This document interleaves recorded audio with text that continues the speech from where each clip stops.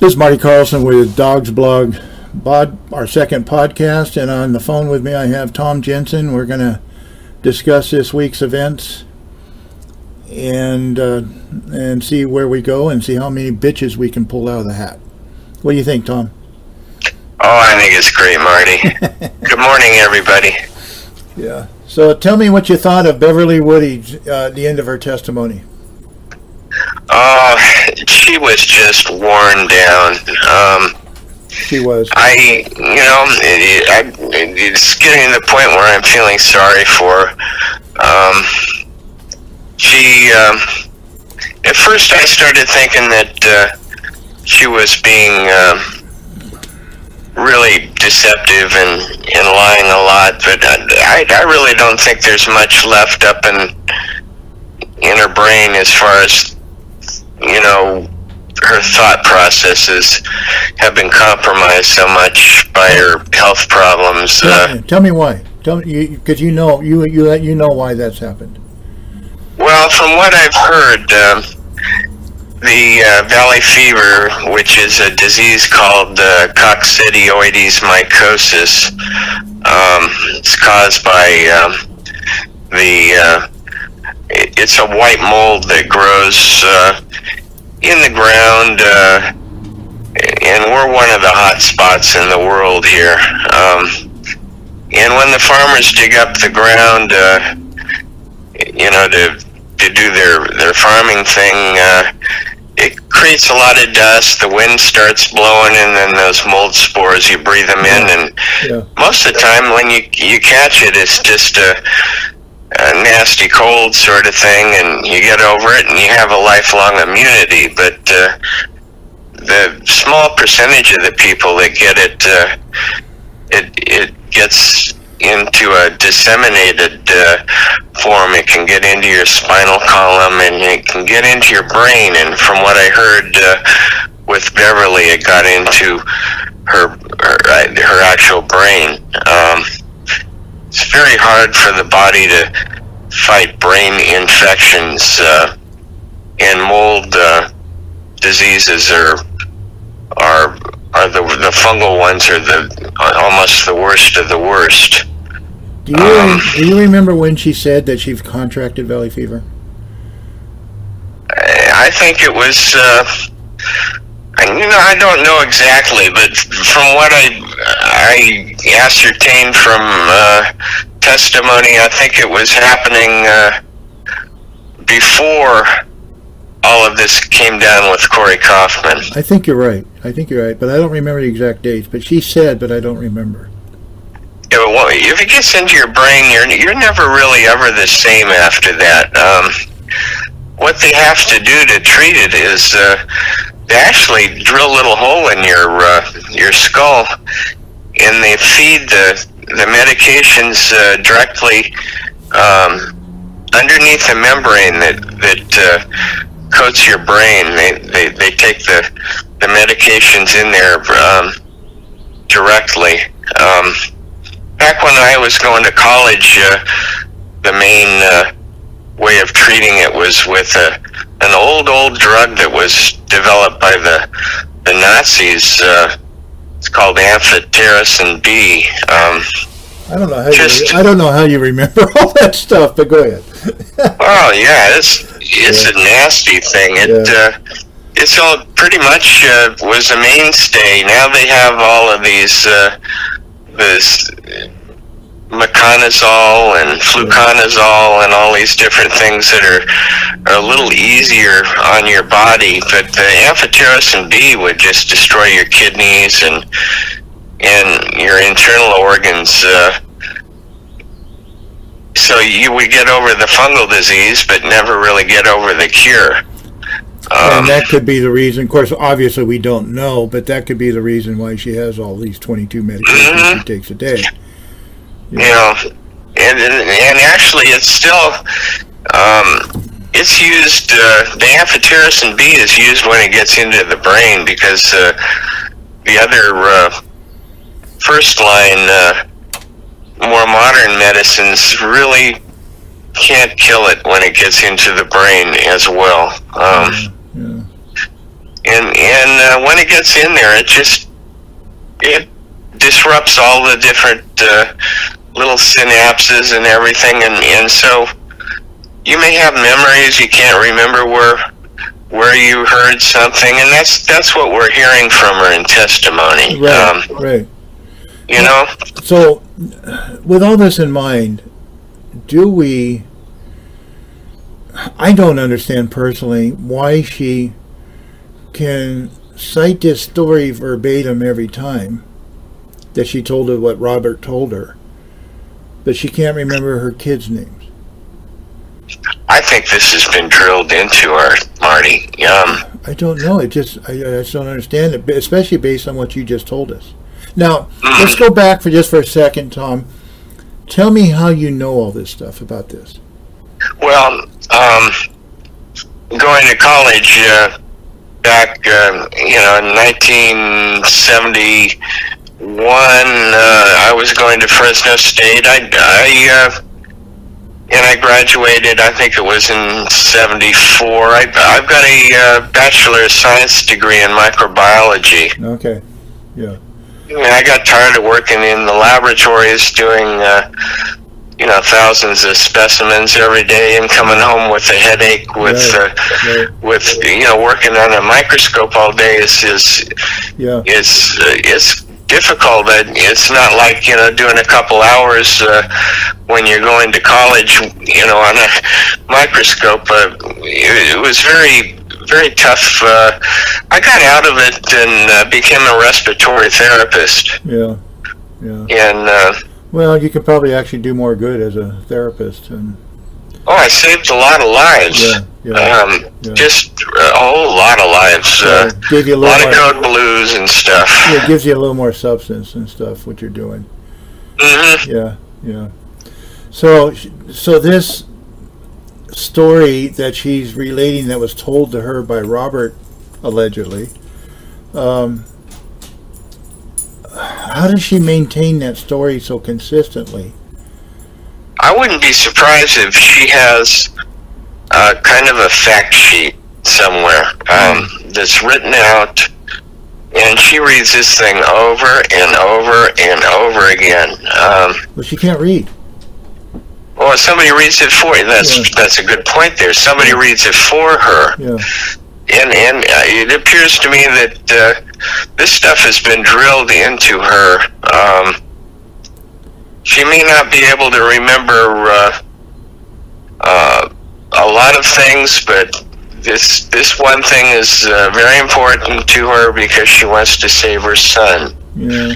And yeah. And a lot of this information she has in her brain when asked about it, she can't tell you really where she heard that. Well, and the confusion that she had with the officers outside and who it was, and there were Turlock officers, and which none of the Turlock officers have been charged in this crime, or in this case. I don't know if there was a crime, but in this case.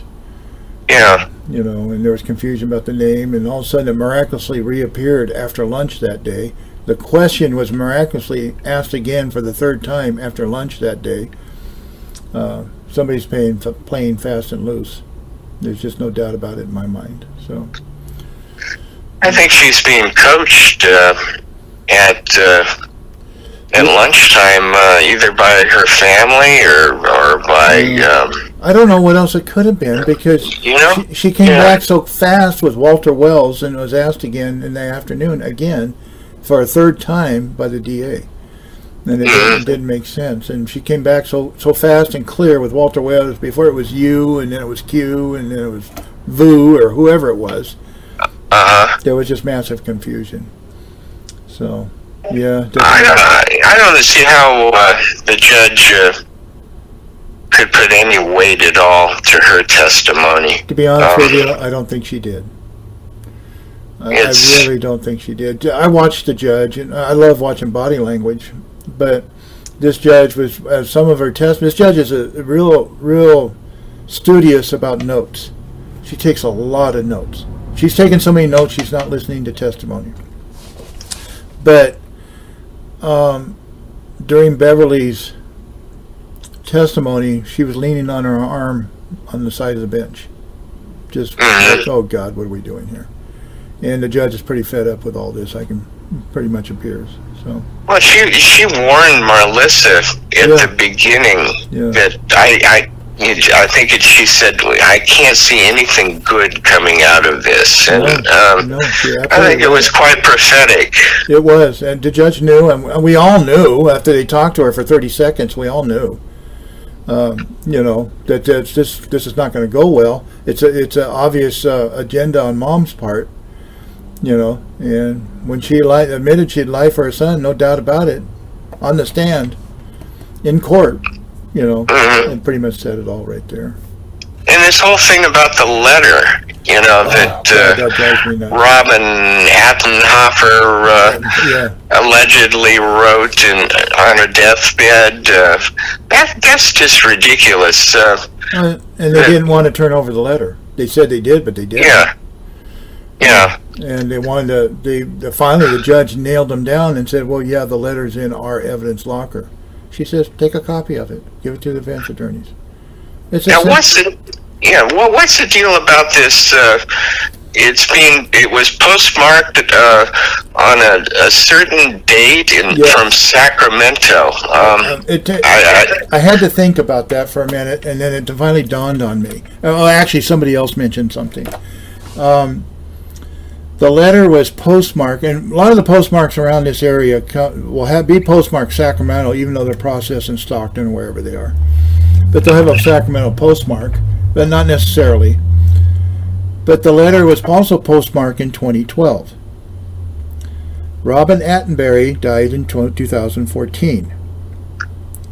So it's like proof she didn't do it. Right.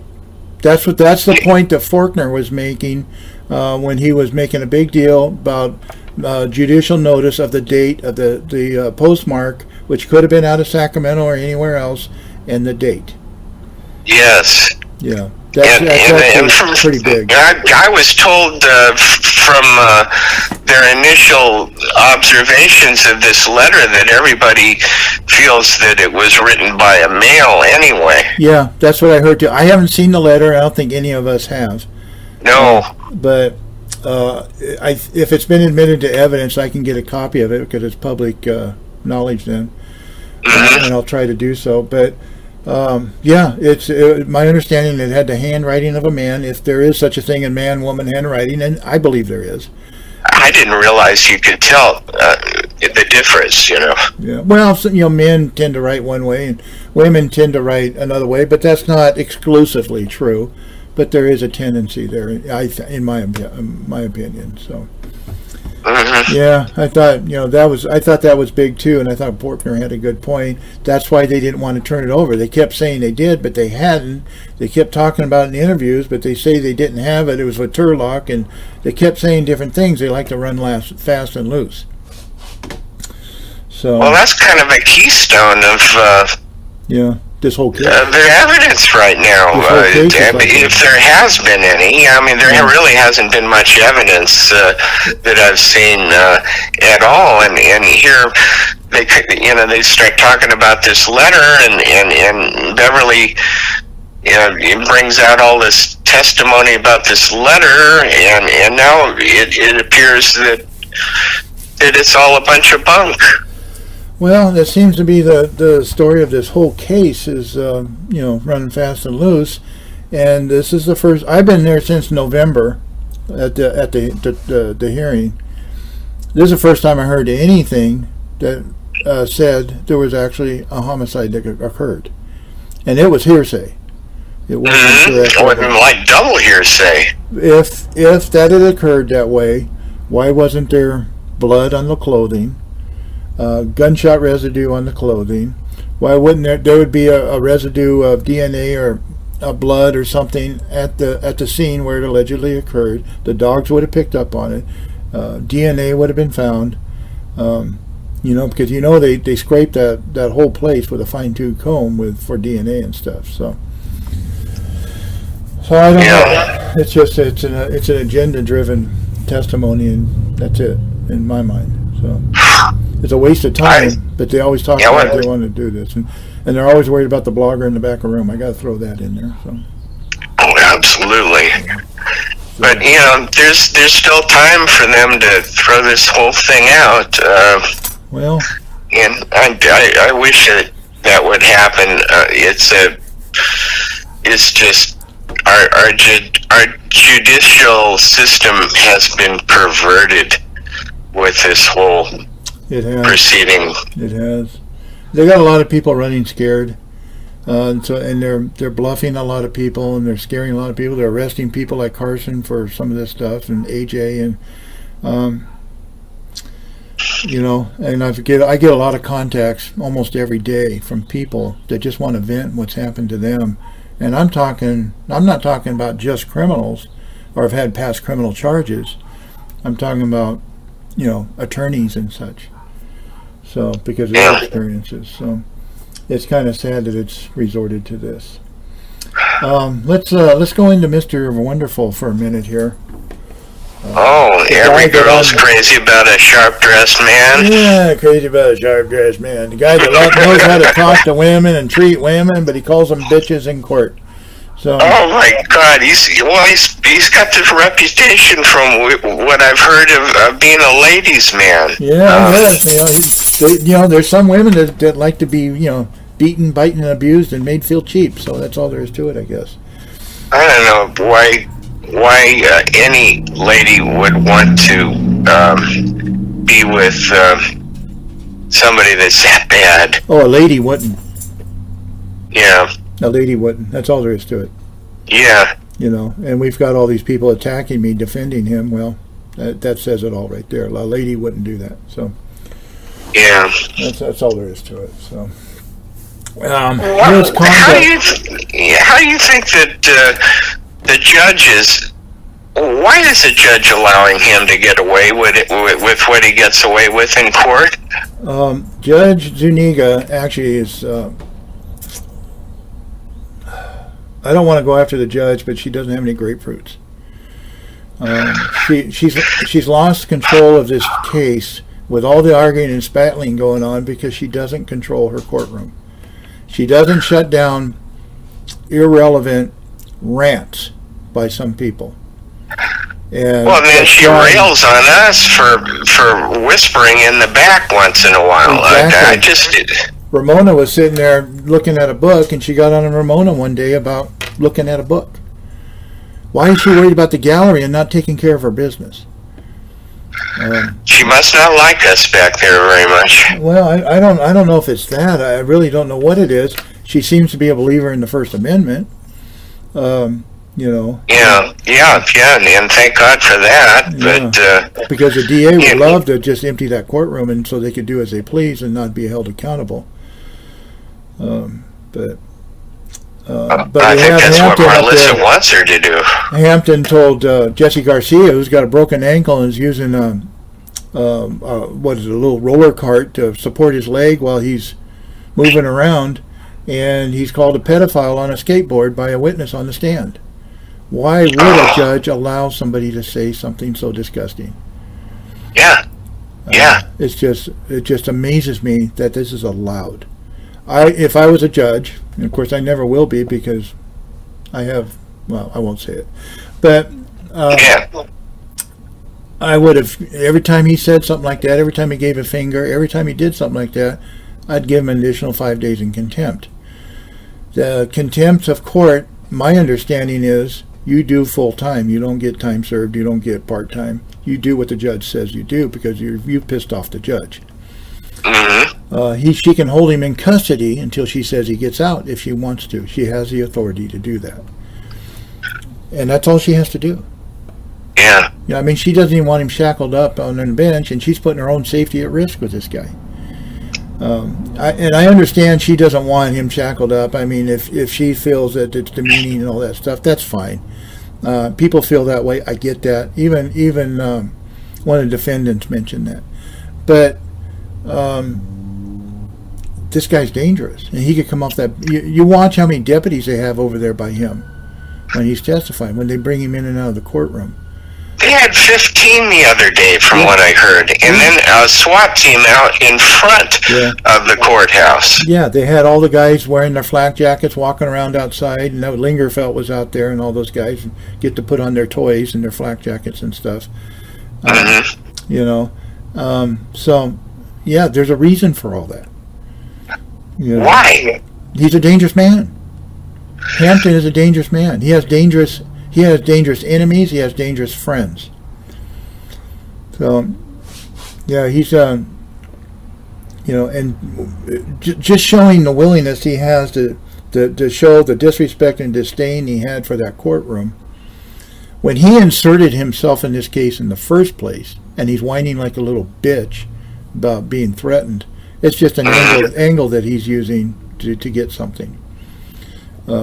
That's all there is to it. He's not scared. That guy's not scared of anything. You know, he's a predator. You know, he intimidates people. And yet the DA's trying to say that, you know, he's in fear for himself and that, you know, he needs protection. I think it's society that needs protection against Patrick Woody. You mean Hamilton? Hampton. There I go again. There you go again. See, I got to straighten you out all the time. I know. Patrick Hampton. Yes.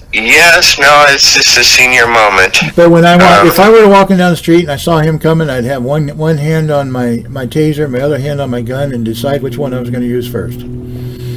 That's all there is to it. Because he's a dangerous man, and he doesn't belong out in society. And I'm sure he's been involved in some very bad things that he hasn't been proven, or they're shining on, or whatever. I don't know anymore. So. And he'll be out shortly. Yeah, he has an out date of June, but he'll get out before that. He'll probably get out when he's done testifying. Oh, you think they'll let him out early, huh? Yeah, they always let him out early. Will he be wearing his ankle bracelet thing? He could be. I don't know what the conditions are, but it could be. You know, they may have just continued on the electronic monitoring like they were before. That'd be my guess, but I don't know. Probably. But that didn't matter before anyway. He was going to the chicken ranch and gambling and stuff before anyway, so he was leaving the county and stuff. So. I just don't know how they let him get away with that. It's putting our whole community at risk when they do that. Yeah, it is. It's a problem, and you know, one day they're going to find somebody or a group of somebody's heaped up in piles of bodies on the ground, and he's going to be responsible for it, or he's going to end up in a pile of heap on the ground. But you know, that's his lifestyle, and it's not the blogger in the back of the room that's putting him in danger. It's his lifestyle. You know, and they're saying trying to blame the blogger in the back of the room for this information that they don't want released. But basically, they don't want it introduced as evidence because it's so damning with everything that he's done since the 90s. He's been informing. So. That's my guess. I don't know. I haven't seen the paperwork, and I have nothing that I know in the in-camera hearing. But that's my guess. That's what they were talking about, an interview from the 90s, and they were going from there, and then it got shut down. In a sense, I feel like the law enforcement has created the monster of Patrick Hampton. Well, they have with the Hamptons and the Coolies and the Coopers and the Eula Keys and all these people. Yeah. They're still out there. They're ripping people off. They're hurting people. And it seems to be okay as long as we get Frank Carson. As long as they're useful to law enforcement, then, you know, they're not a thief, they're a scrapper. Or, you know, they even invent new names for their criminal activities to try to make it seem less not evil. Less evil, not so bad. Did you realize recently the DA's office won an award? For what? They were doing some investigations into, I believe it was some real estate and investment things or something along that lines. And they won an award for doing what they were doing and in what they did in that case, and one of the comments that Bridget Flatiger used was that when they received that award was that they have the strength in cultivating informants. Yeah, that's exactly. They have a whole stable of informants. Yeah, well, that they give up the store to sell a pack of bubble gum. Mm-hmm. You know, it's just they give away everything. That, you know, their product is putting criminals away, and they're going after people. Now, I'm not saying they didn't deserve that award because I don't know that much about it. I just know that they received it and saw what she said. But they're destroying lives in the process, though. They're sure trying to.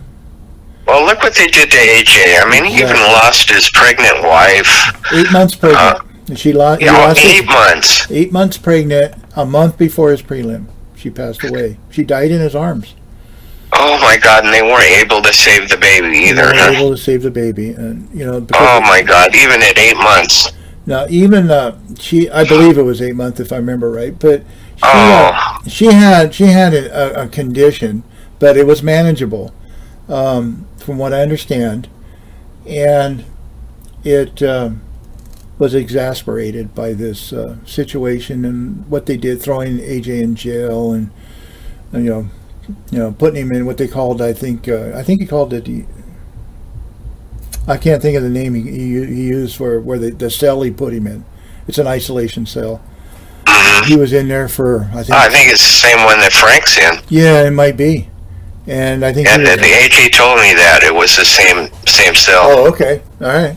Yeah. And, you know, and he was locked up, and here she is trying to function, and all this stuff going on, and all the stress of the feds were coming down on him too. And this is a game they play.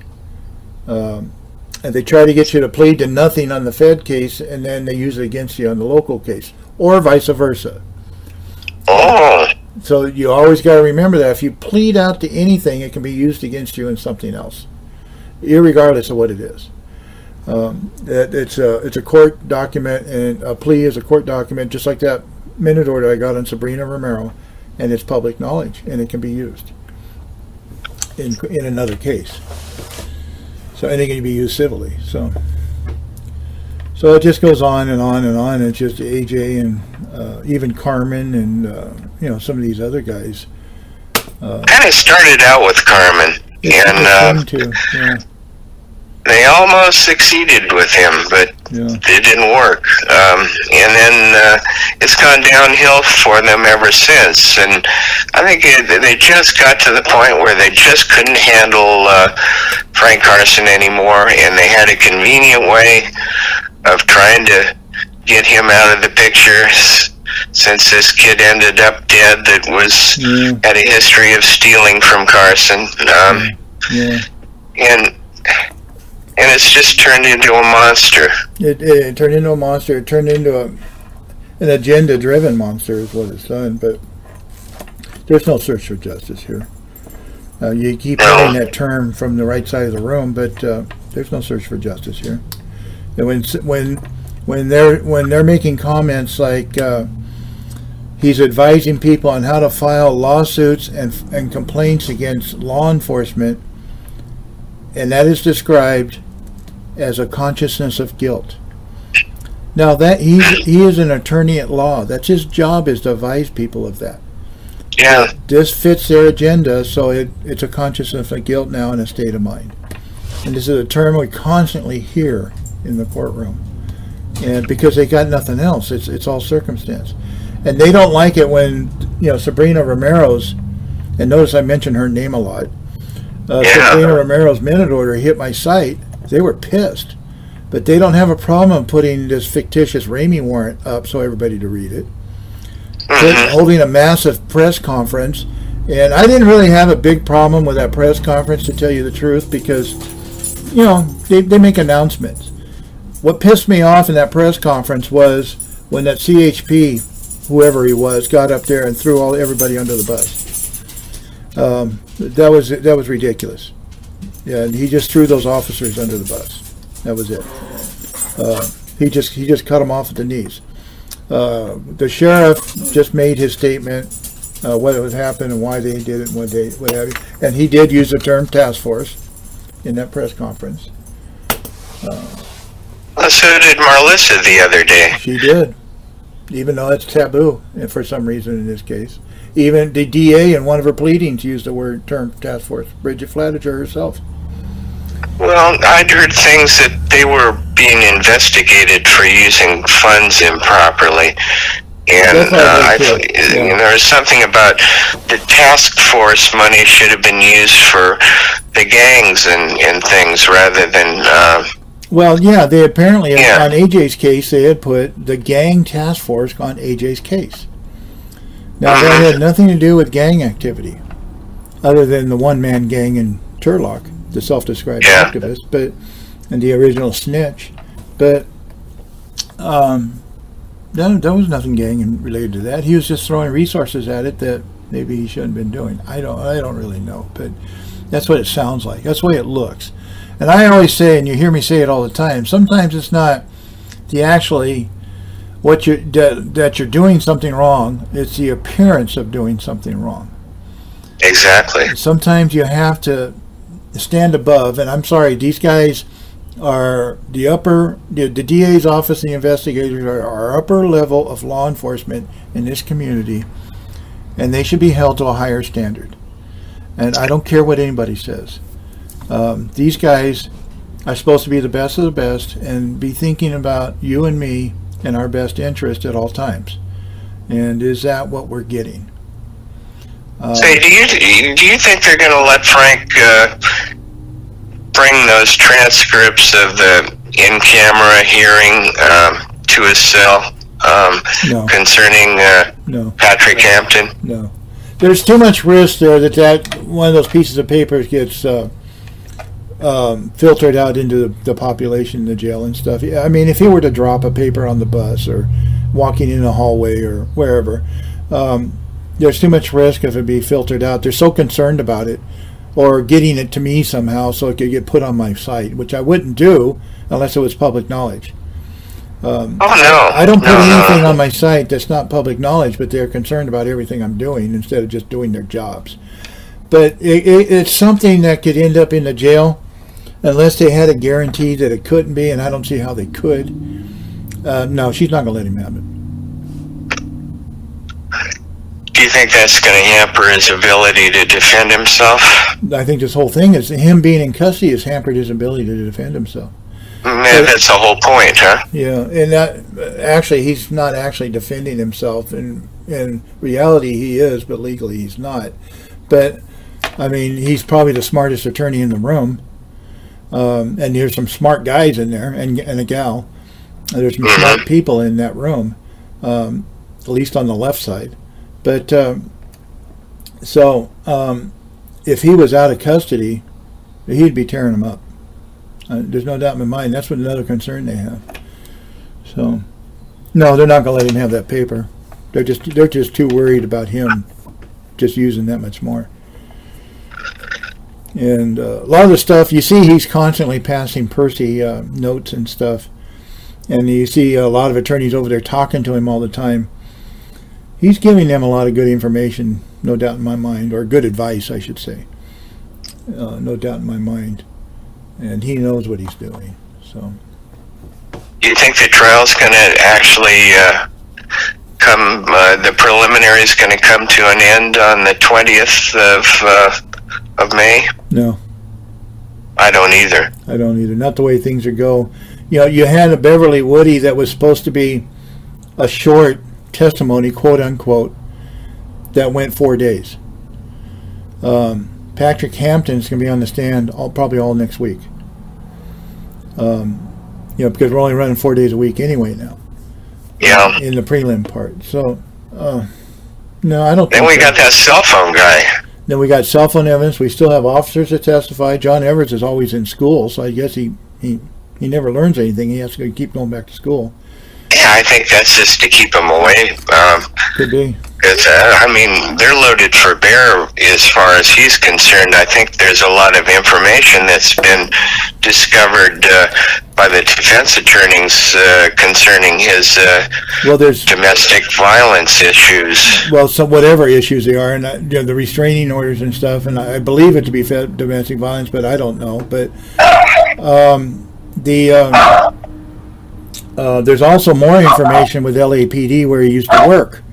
And for some reason, the district attorney's office is not able to make contact with anybody at LAPD to get information about his background or his jacket, where it shows his complaints and stuff that he's received. So there must have been a PITCHS motion included in all that to see his personnel file. So, yeah. Oh my goodness! I got somebody at my front door here. Just 1 second. Okay.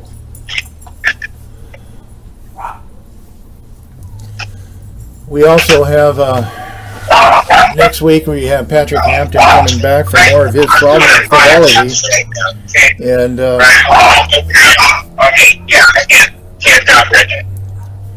and his frivolity and one of my neighbors. Okay. All right. Well, we're at the 35-minute mark anyway, and we just made this a realistic podcast. Yes. So I was trying to fill in a little bit there, but okay. That's about it, unless you got something else to add.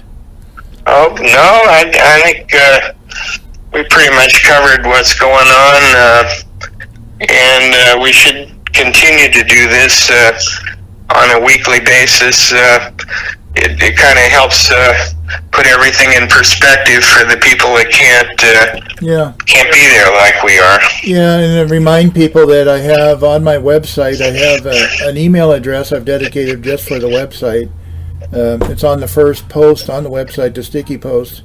It always stays on top, and there's an email address there, and it's dawgsblog@gmail.com, and they can send me any questions, and you can stay anonymous. It's not a problem, or not. It's up to you. And stay in contact that way, or comments in the commenting section of my posts. Also, I'd like to note too that one of the posts I put up yesterday, I discussed the issues with this, with the things that are going on in this case. I put up some information on how to contact the Board of Supervisors and the supervisor in your district, and it's all up there on that post. If people want to take a look, I can't even think of the name of the post right now. I'm trying to bring it up real quick. But I have their pictures, and I have their phone numbers, and the district maps, a link to the district map so you know which one. Let's see, that's yours. Okay, this is what it is. It's the one about the preliminary hearing. It's what's up, dog? What is a preliminary hearing? And down at the bottom, I have some highlighted sections in there, and then I have a list of the Board of Supervisors for the county and their phone numbers. You can also send I have the address to the Board of Supervisors too, where you can send a letter, or probably go online and send an email too. So just wanted to mention that. So that information's there. I think we need to start putting some pressure on these supervisors. They have the power to stop this whole thing. Well, they really do. They have the ability to put some pressure on some people because they control the money, and that's what it's all about. And that we're probably creeping up on $4 million now on this case. Marty, if it goes to trial, can you imagine what the total bill is going to be? Oh, it's going to be $20–30 million minimum. And to lose. And to lose. And at this point, I can't see the judge holding it over, but you just never know what they're going to do. The standard of proof is very low in a preliminary hearing. It's just a probable cause that it did occur, and then she can hold it over for trial. That's all. That's the only standard of proof, and it's not very high. It's like 50% plus 1. So it's very, very low. But on the other hand, they haven't submitted anything of substance that I've seen. It'll be the most expensive black eye, and the biggest black eye this county has ever had. Yeah. Yeah, it's amazing. Yeah. I don't know why they're willing to really stick their junk out. I don't think they expected the publicity that they're getting on this. I think it's... That's why they hate us. You know, I think that's the biggest problem. You know, and it's like when I went up and talked to Bunchy the other day, just to get in his head a little bit. You know, just let him know what I knew. I was being honest with him, and I've got some more stuff for him too. I'll bring up Monday.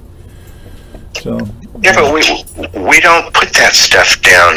You know, I mean, it's like stuff that's sensitive. We don't put it on the website. No, and we're not putting up addresses. She made a big deal about addresses because they've been threatened and all kinds. That's all drama. That's all drama. You know, I don't put up addresses of people. I did put up addresses of the Carson house because there's so many people that they interviewed. I did put up some addresses, but that was it. I never put up address of Cooley's house. I never put up address of the mobile home park or any of that stuff. I don't care about that stuff. No. It doesn't. To me, it doesn't have any substance value. We just all we got to do is talk about, you know, what we're hearing. We're just, you know, echoing what we hear. You know, and all the other stuff is just drama. And so there was another attack on my site last night, and so by somebody that complained to the DA's office that I was threatening them and trying to intimidate them, they came back to my site and started in again. So. Well, that's probably the way they're going to try to shut us down, is saying that we're being threatening to people. And that's a bunch of bunk. Well, you know, and she's using a different name, you know, than her real name, and I told her what her name was, and I said, don't talk to me. I don't want to hear it. Actually, I didn't say it that nicely, but, you know, if they want to come to the site and talk shit, they're going to get shit talked back. I can get in the gutter with anybody. It's not my preference, but I can get in the gutter with anybody. So that's fine. But these witnesses, they want to keep coming to my site and talking shit, and even Mary Woody did it, but she doesn't know how to spell. So yeah, I had to interpret what she wrote. So anyway. Alrighty. So that's about it. You have a fine weekend, Marty. You too, buddy. I'll see you Monday morning, and we'll see what happens with the man that knows how to treat a woman. Yes. Yeah. The best of the best. They come and run just as fast as they can. Yeah. Every girl's crazy about a sharp-dressed man. Well, you know, there's some people that live a lifestyle that, and this is true. It may sound funny, it may sound cynical, but it's true. A lot of people like to give hickeys on other people's necks to cover up the fingerprints. That's a good way to put it. All right, so I'll talk to you Monday, Tom. Thanks, Marty. All right, buddy.